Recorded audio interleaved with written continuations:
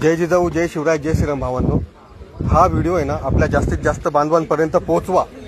आता जसं की फेक नॅरेटिव्ह पसरत आहे ना सगळीकडे की जरांगे भाऊंच्या आंदोलनाला परमिशन नाकारली, तर ह्या सगळ्यांकडनं आहे ना एक परमिशन बातमीदारांकडनं किंवा जे न्यूज चॅनल आहेत ह्या न्यूज चॅनलांना एक विचारा की तुमच्याकडे कोर्टाची ऑर्डर आहे का. बरोबर, माझ्याकडे स्वतः मी आता कोर्टाची ऑर्डर बघितलेली आहे. कोर्टाने कोणत्याही प्रकारचं आंदोलनाला परमिशन नाकारलेली नाही. वाटल्यास ज्याला पुरावा पाहिजे मी कोर्टाची ऑर्डर पाठवतो. ठीक आहे. तर याच्यामध्ये काय दिलेलं आहे, न्यायालयाने काय निदर्शन केलेले आहेत की जर जरांगे भाऊंना किंवा अंतरवली सराटींना इथून आपल्या बांधवांना जर आंदोलन करायचं असेल तर जे एक काय म्हणतात हे तर मी तुम्हाला सांगतो, आंदोलन जो नियम आहे 2025चा त्या अनुषंगाने जरांगे भाऊंना किंवा आपल्या आंदोलनकर्त्यांना आझाद मैदानाची परमिशन घ्यावी लागेल असं मान्य कोर्टाने म्हटलेलं आहे. त्याच्यानंतर कोर्टाने पुन्हा त्याच नियमाचा हवाला देत असं पण म्हटलेलं आहे की कोणालाही आंदोलन करताना किंवा ह्या बाकीच्या गोष्टी करताना शांततेत पूर्ण जर आंदोलन करत असेल तर त्याला अडवण्याचा अधिकार कोणालाही नाही. बरोबर, न्यायालयाने असं पण म्हटलेलं आहे. त्याच्यानंतर न्यायालयाने हे पण सांगितलंय की जर आंदोलनकर्त्यांना परमिशन मिळत नसेल आझाद मैदानाची तर त्यांना खारघरमधलं अजून एक मैदान उपलब्ध करून देता येईल. बरोबर, मग जर न्यायालयाला परमिशन नाकारायचीच होती तर त्यांनी दुसरं मैदानाचं का बरं सुचवलं. बरोबर, पण हा विषय कुठून चालू झाला ते बी सांगतो. सकाळी एक बातमी आली की काय की एका ठराविक संस्थेने एक याचिका दाखल केली होती. त्या याचिकेवरती न्यायालयाने काय सुनवाई केली माहिती आहे का तुम्हाला. तर त्या न्यायालय जे आपण म्हणतो ना की फेक नॅरेटिव्ह पसरवतात की जरांगे भाऊंना फटकारलं तर नाही, जरांगे भाऊंना फटकारलेलं नाहीये कोर्टाने. फटकारलं कोणाला आहे, ज्यांनी याचिका दाखल केली आहे ना त्यांना फटकारलेलं आहे. तुम्हाला पुरावे पाहिजे असतील तर मला मेसेज करा, पर्सनली मी तुम्हाला तो निकाल दाखवतो.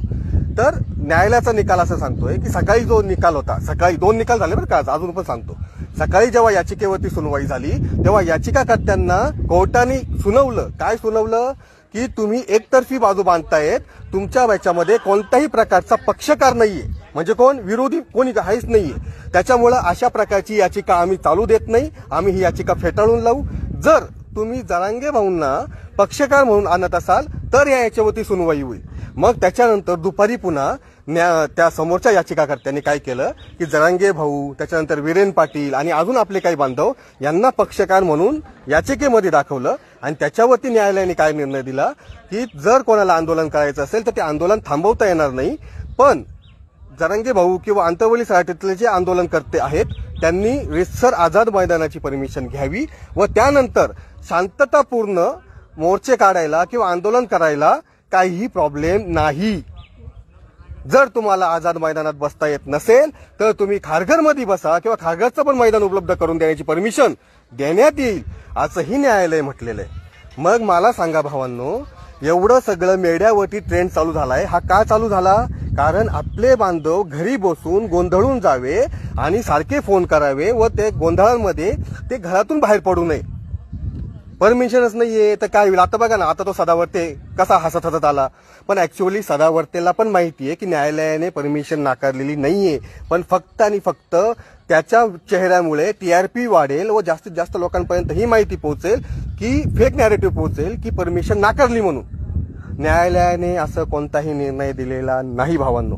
त्याच्यामुळे जे बांधव अंतरवलीत येत आहेत त्यांनी नक्की या. ज्या बांधवांना मुंबईत जायचंय त्यांनी मुंबईत जा, पण 29 तारखेला मुंबईत आपण जाणार म्हणजे जाणार आणि शेवटचा निर्णय हा आपले जरांगे भाऊच घेतील हे पण मी तुम्हाला सांगतो. त्याच्यामुळे जरांगे भाऊंच्या आपली जी सोशल मीडिया टीम आहे ती सोशल मीडिया टीम काय पोस्ट करतेत ना, फक्त त्याच्यावरतीच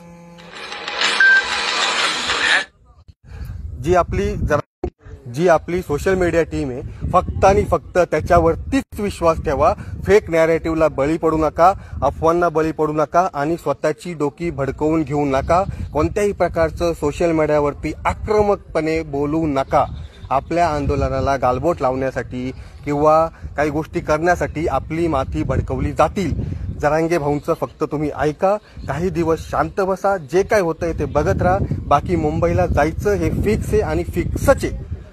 त्याच्यामुळे कोणत्याही अफवांना बळी पडू नका आणि जास्तीत जास्त बांधवांपर्यंत हा व्हिडिओ पोहोचवा भावांनो. आणि जर कोणाला डाऊट असेल तर मला पर्सनली मेसेज करा, मी तुम्हाला न्यायालयाचा निकाल पाठवतो. कारण बॅटमॅननी फक्त बोललंय, न्यायालयाचा निकाल दाखवलेला नाहीये. तर प्रॉपर गोष्टी जर तुम्हाला समजून घ्यायच्या असतील तर न्यायालयाच्या निकालावरती समजून घ्यायच्या असतात आणि न्यायालयाचा निकालच सांगतोय ह्या गोष्टी. जर तुम्हाला हवं असेल ना तर वाटल्यास जो स्क्रीनशॉट आहे ना तो मराठीमध्ये मी काढून आहे ना तो स्क्रीनशॉट मी खाली ह्या कमेंट बॉक्समध्ये पिन करून ठेवल. तेवढा तरी स्क्रीनशॉट कमीत कमी तुम्ही बघा. आणि जो गैरसमज झाले असतील किंवा काय तर सगळ्या बांधवांना समजावा, सगळ्या बांधवांपर्यंत बघा. ठीक आहे. आणि आपले मल्लू दादा म्हणतात की कोर्ट एवढ्या लवकर कसं काय निर्णय देऊ शकतं, तर हा पण एक अभ्यासाचा विषय आहे. पण कधी कधी इमर्जन्सी याचिका असतात, त्याच्यामुळे कोर्टाला लवकरात लवकर निर्णय घेणं भाग असतं. पण मी नेहमी म्हणतो की एवढाच लवकर निर्णय जर बाकीच्या आपल्या गरीब बांधवांना, सामान्य नागरिकांना जर कोर्ट द्यायला लागलं तर कोणत्याच कोर्टात केसेस पेंडिंग नाही राहणार. बाकी तुमच्यावरती भावांनो. जय जिजाऊ, जय शिवराय, जय श्रीराम.